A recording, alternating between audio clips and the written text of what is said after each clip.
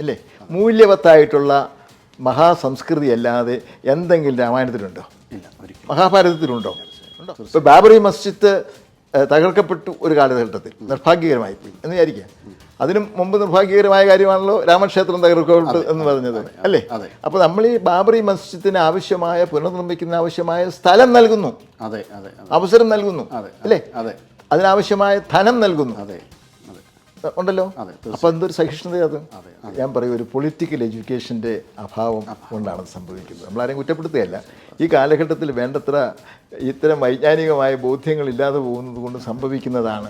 രാഷ്ട്രീയത്തെയും അതുപോലെയുള്ള സങ്കുചിതമായ ചിന്തകളെയും ഒക്കെ നമുക്ക് അവഗണിക്കുന്നതാണ് നല്ലത്. നമുക്ക് നമ്മുടെ സംസ്കാരത്തെ മുറുകെ പിടിക്കുക, അതിൻ്റെ പുനഃപ്രതിഷ്ഠയ്ക്ക് വേണ്ടി ആരൊക്കെ ശ്രമിക്കുന്നു അവരോടൊപ്പം നിൽക്കുക എന്നുള്ളതാണ് ഏറെ പ്രധാനം എന്ന് ഞാൻ കരുതുന്നു. ഒരു എഴുത്തുകാരൻ എന്നുള്ള നിലയിൽ എൻ്റെ സമീപനം അത് തീർച്ചയായും നമ്മുടെ മൂല്യബോധമാണ്, നമ്മുടെ ഫെയ്ത്തിൻ്റെ കടക്കലാണ് ആക്രമണം നടത്തിയത് എന്നുള്ളതൊരു ജനത എന്നുള്ള നിലയിൽ വളരെ പ്രധാനപ്പെട്ട കാര്യമാണ്. അപ്പോൾ അത് വീണ്ടെടുക്കുക എന്ന് പറയുന്നതോട് ഞാൻ വിയോജിക്കുന്നില്ല. തർക്കമന്ദിരത്തിന് ശേഷം അവിടെ ഒരു പുതിയ ക്ഷേത്രം അയോധ്യയിൽ, ഒരു ഈശ്വരകലകളാൽ ലയിച്ചു ചേർന്ന ഭാരതഭൂമിയിലെ ഓരോ മനുഷ്യരും അതിപരിപാവനമായി കണക്കാക്കുന്ന അയോധ്യയിലെ ക്ഷേത്രം നിർമ്മിക്കുമ്പോൾ അത് ന്യൂനപക്ഷ വിരുദ്ധമാണ് എന്ന് ഒരു പ്രത്യേക വിഭാഗത്തിൽപ്പെട്ട നിരവധി ആൾക്കാർ പറയുന്നു എന്നത് അത്യധികം. ആ പറച്ചിലിനോട് ഞാൻ യോജിക്കുന്നില്ല.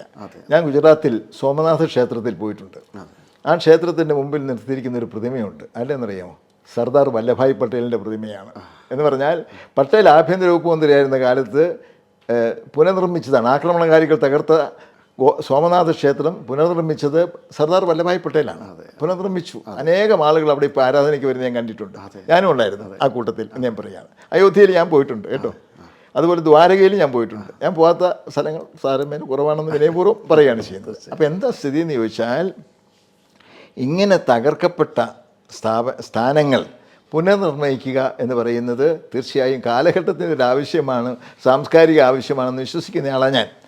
ത്രേതായുഗത്തിലെ രാമനും ദ്വാരകയുഗത്തിലെ കൃഷ്ണനും ഭാരതീയരെ സംബന്ധിച്ചിടത്തോളം ആരാധനാമൂർത്തികളാണ്. മഹാഭാരതവും രാമായണവും എന്ന് പറയുന്നത് നമുക്ക് രണ്ട് പുസ്തകമല്ല. ഞാൻ ദീർഘകാലം കോളേജിൽ പഠിപ്പിച്ച ആളാണ്. പഠിക്കുകയും പഠിപ്പിക്കുകയും ചെയ്തതാണ് രാമായണവും മഹാഭാരതവും. എൻ്റെ മാനവബോധത്തെ, മനുഷ്യ സങ്കല്പനത്തെ ശക്തമായി രൂപപ്പെടുത്തിയ രണ്ട് മഹാപുരാണങ്ങൾ ആണ് രാമായണവും മഹാഭാരതവും, അല്ലേ? മൂല്യവത്തായിട്ടുള്ള മഹാസംസ്കൃതി അല്ലാതെ എന്തെങ്കിലും രാമായണത്തിലുണ്ടോ? ഇല്ല. ഒരിക്കലും. മഹാഭാരതത്തിലുണ്ടോ? ഉണ്ടോ? ഒന്ന് തർക്കിക്കാൻ ഞാൻ തയ്യാറാണ്. അപ്പോൾ ആ ഒരു രീതിയിലുള്ള സാംസ്കാരിക ബോധ്യമാണ് അതുണ്ടാക്കുന്നത്. ഓക്കെ. അപ്പോൾ അങ്ങനെ ഉണ്ടാക്കുമ്പോൾ എന്ന് വെച്ചാൽ അവിടെ ഏതെങ്കിലും അതിനൊരു ഭ്രംശം സംഭവിച്ചാൽ അത് പുനർനിർമ്മിക്കുന്നതിൽ അല്ലെങ്കിൽ പുനഃപ്രതിഷ്ഠിക്കുന്നതിൽ അത് കാലഘട്ടത്തിൻ്റെ ആവശ്യമാണെന്നാണ് ഞാൻ ചിന്തിക്കുന്നത്. പക്ഷെ അവിടെയും ഭാരതത്തിൻ്റെ മനസ്സെങ്ങനെ ചലിച്ചു എന്നുള്ളത് നമ്മൾ ചിന്തിക്കണം. എന്താണ്, ഞാൻ പേരുകൾ പറയാതെ പറയുകയാണ്. തകർക്കപ്പെട്ട മന്ദിരമാണ്, ക്ഷേത്രമല്ല, മന്ദിരം, പ്രാർത്ഥനാലയം ഒരു വിഭാഗത്തിൻ്റെ, അത് പുനർനിർമ്മിക്കുന്നതിനാവശ്യമായ എല്ലാ സൗകര്യവും നമ്മൾ ചെയ്തു കൊടുക്കുകയാണ്. അതെ, തീർച്ചയായും. ഇപ്പോൾ ബാബറി മസ്ജിദ് തകർക്കപ്പെട്ടു ഒരു കാലഘട്ടത്തിൽ, നിർഭാഗ്യകരമായി പോയി എന്ന് വിചാരിക്കുക. അതിനും മുമ്പ് നിർഭാഗ്യകരമായ കാര്യമാണല്ലോ രാമക്ഷേത്രം തകർക്കപ്പെട്ടു എന്ന് പറഞ്ഞത്, അല്ലേ? അപ്പോൾ നമ്മൾ ഈ ബാബറി മസ്ജിദിന് ആവശ്യമായ പുനർനിർമ്മിക്കുന്ന ആവശ്യമായ സ്ഥലം നൽകുന്നു, അവസരം നൽകുന്നു, അല്ലേ? അതിനാവശ്യമായ ധനം നൽകുന്നു, ഉണ്ടല്ലോ. അപ്പോൾ എന്തൊരു സഹിഷ്ണുത അത്! അപ്പോൾ അത് നൽകിക്കൊണ്ടാണ് രാമക്ഷേത്രം പുനർനിർമ്മിക്കാൻ നമ്മൾ ശ്രമിക്കുന്നത്. അതിൻ്റെ ആ ഒരു മഹത്വം അത് ഇന്ത്യക്ക് മാത്രമേ കഴിയുള്ളൂ. ഭാരതത്തിൻ്റെ സംസ്കാരത്തിൽ മാത്രമേ അത് കഴിയുകയുള്ളൂ എന്ന് നമ്മൾ അംഗീകരിക്കണം. നമ്മൾ വെറുതെ ഒരു വാക്കിൽ കയറി പിടിക്കരുത്. അല്ലെങ്കിൽ ഒരു ഇന്ന മതം. ഈ മതം എന്ന് പറയുന്നത് കുറേ ആളുകളുടെ മുഖത്ത് നോക്കിയല്ല നമ്മൾ കാണേണ്ടത്. സാക്ഷാൽ ഭഗവാന്റെ അല്ലെങ്കിൽ നമ്മുടെ വിശ്വാസത്തിൻ്റെ, സംസ്കാരത്തിൻ്റെ ഹൃദയത്തിൽ നോക്കി കണ്ടുപിടിക്കണം എന്നാണ് എൻ്റെ പക്ഷം. ഞാൻ അങ്ങനെ ചെയ്യുന്നു. എനിക്ക് നമ്മൾ ആരും ഏത് ജാതി മതവും എന്നല്ല ഞാൻ ചിന്തിക്കുന്നത്. നമ്മളേത് മാനവികതയുടെ ശക്തി ഉൾക്കൊള്ളുന്നവരാണ് എന്ന് ചിന്തിക്കണം ഭാരതീയർ എന്നാണ് എൻ്റെ അഭിപ്രായം. തീർച്ചയായും. ഒരു പാവപ്പെട്ടവരുടെ അഭിപ്രായം തീർച്ചയായും വ്യക്തമാണ്. പക്ഷേ നമ്മുടെ നാട്ടിലെ ഏറ്റവും പ്രധാനപ്പെട്ട രാഷ്ട്രീയ കക്ഷി തന്നെ, കോൺഗ്രസ് തന്നെ, അയോധ്യയിലേക്ക് പോകുന്ന ഒരു ക്ഷണം നിരസിക്കുകയുണ്ടായി. അത് അത്യധികം ഖേദകരമാണ്, അല്ലേ? അവർ ബോർഡ് വെക്കുന്നില്ലെന്നേ ഉള്ളൂ, ആൾക്കാരെല്ലാം പോകുന്നില്ലേ? ഒരു പാർട്ടി ഒരു ബോർഡായിട്ട് മാറേണ്ട കാര്യമില്ലല്ലോ. അത് അത്തരമൊരു ഞാൻ പറയും ഒരു പൊളിറ്റിക്കൽ എഡ്യൂക്കേഷൻ്റെ അഭാവം കൊണ്ടാണ് സംഭവിക്കുന്നത്. നമ്മളാരെയും കുറ്റപ്പെടുത്തുകയല്ല.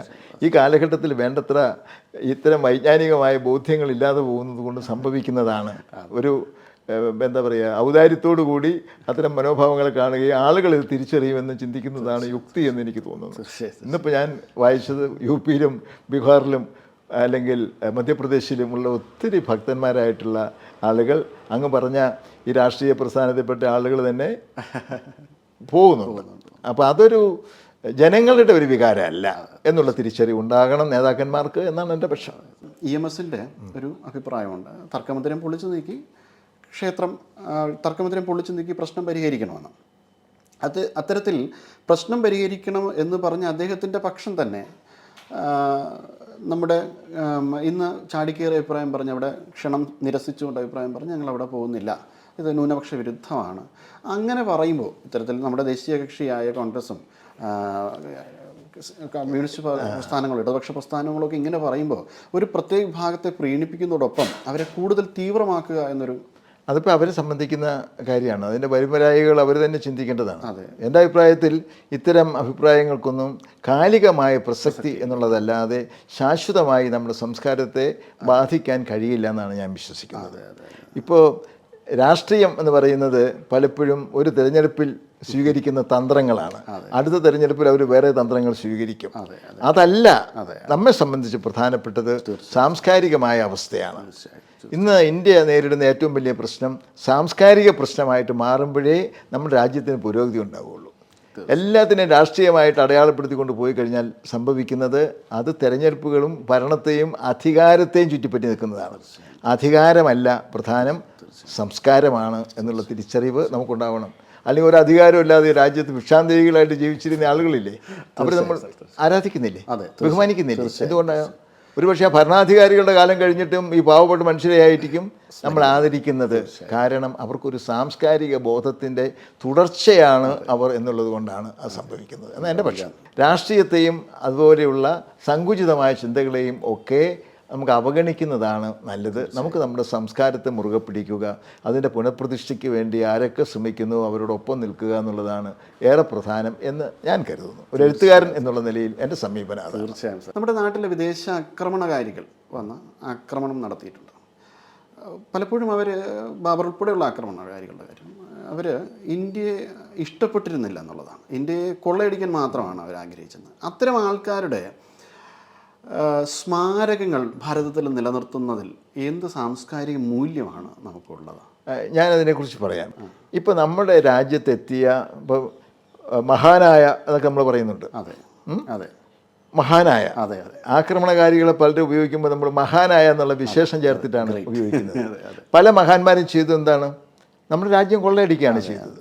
നമ്മുടെ അമൂല്യമായ നിധി ശേഖരങ്ങൾ സ്വന്തമാക്കുകയാണ് ചെയ്യുന്നത്. രത്നങ്ങൾ, കോഹിനൂർ രത്നം അല്ലേ, അറിയാലോ, ഇതൊക്കെ കൊള്ളയടിക്കപ്പെട്ട വസ്തുക്കളാണ്. ഞാൻ പറയുന്നത് ഭൗതികമായ സമ്പത്തുകൾ കൊള്ളയടിച്ചു, തീർച്ച. അതിനേക്കാൾ ഏറെ നമ്മുടെ സാംസ്കാരിക സ്മാരകങ്ങൾ തകർക്കപ്പെട്ടു എന്നുള്ളതാണ്. ഇപ്പോൾ ഞാൻ പറയട്ടെ, നമ്മളൊരു വലിയ ജനതയാണ്. എങ്ങനെയാണ് ഈ ജനത രൂപം കൊണ്ടത്? എൻ്റെ അഭിപ്രായം ഞാൻ പറയാം. നമ്മുടെ പാരമ്പര്യമുണ്ട്, നമ്മുടെ വിശ്വാസങ്ങളുണ്ട്, അല്ലേ? ഉണ്ട്. നമ്മുടെ പരസ്പര ബന്ധവും നമ്മുടെ ഈ ഭൂമി പകരുന്ന ധാർമ്മിക മൂല്യങ്ങളുമുണ്ട്. അത് ഉയർത്തിപ്പിടിച്ചുകൊള്ളുന്ന ഒരു ജനതയാണ് നമ്മൾ. അത് തകർക്കപ്പെട്ടു എന്ന് പറഞ്ഞാൽ, ഇപ്പോൾ ഒരു ദേവാലയം, ദേവാലയം എന്ന് പറയുന്നത് എന്താണ്? നമ്മെ സംബന്ധിച്ചിടത്തോളം നമ്മുടെ പുരാണങ്ങളുടെ, നമ്മുടെ ഉപനിഷത്തുകളുടെ ഒക്കെ സാംസ്കാരികമായ മഹത്വം ദൃശ്യവൽക്കരിക്കുന്ന ഒന്നാണല്ലോ നമ്മുടെ ഒരു ക്ഷേത്രം എന്ന് പറയുന്നത്, അല്ലേ? ഞാൻ അങ്ങനെ പറഞ്ഞ് ധരിപ്പിക്കാൻ ശ്രമിക്കുകയല്ല. അപ്പോൾ ഇതിനൊക്കെ ഒരു അടിസ്ഥാനമുണ്ട്. ഇപ്പോൾ ഈ ദിവസങ്ങളിൽ ഇന്നലെ നമ്മൾ മകരവിളക്ക് കണ്ടു. എത്രയോ വർഷങ്ങളായി. എന്താ മകരവിളക്കിൻ്റെ പ്രത്യേകത? മകരവിളക്ക് എന്ന് പറയുന്നത് അയ്യപ്പസ്വാമിയുടെ ആ അനുഗ്രഹത്തിൻ്റെ പ്രകാശമായിട്ടാണ് നമ്മൾ കാണുന്നത്, അല്ലേ? ഞാൻ ക്ഷേത്രങ്ങളെല്ലാം പോകുന്നയാളാണ്, പോയിട്ടുള്ള ആളുമാണ്. എന്താണ് ഇത്? ഓരോന്നും ഓരോ മൂല്യസങ്കല്പനമാണ്, നമ്മുടെ ഒരു സംസ്കാരത്തിൻ്റെ പ്രകാശനമാണ്, അല്ലേ? പ്രതിഷ്ഠയാണ്. അപ്പോൾ അത് തകർക്കപ്പെട്ടു എന്ന് പറഞ്ഞാൽ, ഒരു വിശ്വാസം തകർന്നാൽ സംഭവിക്കുന്നത് നമ്മുടെ സാംസ്കാരിക മൂല്യങ്ങളുടെ അടി തെറ്റുന്നു എന്നാണ്. വിശ്വാസം എന്ന് പറയുമ്പോൾ ഞാൻ മതവിശ്വാസം അല്ല സൂചിപ്പിക്കുന്നത്, ഒരു ആസ്തിക്യ ബോധം എന്ന് പറയുന്നത്, അല്ലെങ്കിൽ ജീവിതത്തിലുള്ള ഒരു ഉറപ്പ് എന്ന് പറയുന്നത്, ഫെയ്ത്ത്. ഫെയ്ത്ത് എന്ന് പറയുന്നത് വെറുതെ മതാത്മകമായിട്ട് കാണണ്ട, ഒരിക്കലും അങ്ങനെ കാണരുത്. ഒരു സാംസ്കാരികമായ ഉറപ്പ്, ദ ഫെയ്ത്ത് എന്ന് പറയുന്നത് നഷ്ടപ്പെട്ടാൽ, ജീവിതത്തോടുള്ള നമ്മുടെ ഒരു ബന്ധം, മൂല്യബോധം നഷ്ടപ്പെട്ടാൽ പിന്നെ നിൽക്കാനൊക്കുമോ? ഒക്കില്ല.